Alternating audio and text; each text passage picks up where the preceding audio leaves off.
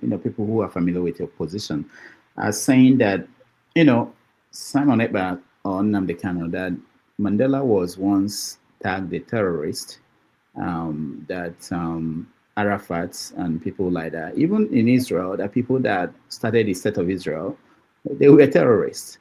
That is a common trend across history. So why do we condemn them? So what do you say to such comments from? I would say very simple. Is that reading history is pretty important. It's not necessarily just plucking the parts that you think fits your narrative. Look at it. Mandela never fought a civil war and lost, and then came back again. The Igun and the Haganah that formed the bedrock of the IDF today, we are terrorists against the British government. Against the British government. Nigerian government is not a foreign government. Okay? Ndibo fought a war between 67 and 1970, and we lost close to 2 million people. We were beaten in a war.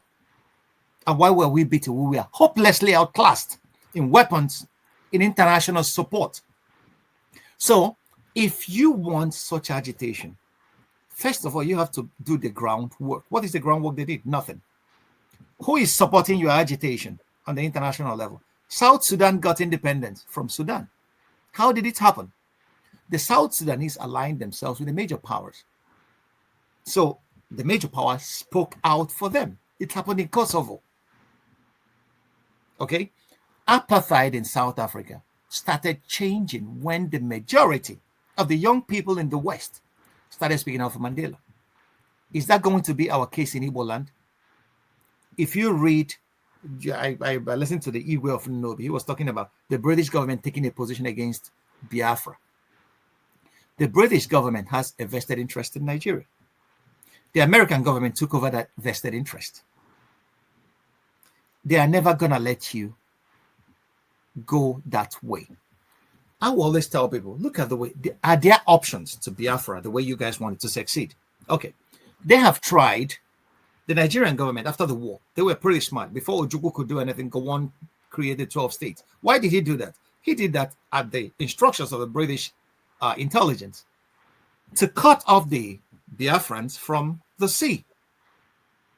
Okay? And they did that expertly well. So today, that status has lasted for quite some time. So how are we going to gain an access to the sea? They will tell you, Iguacha and all the rest of them. Then come to think of it,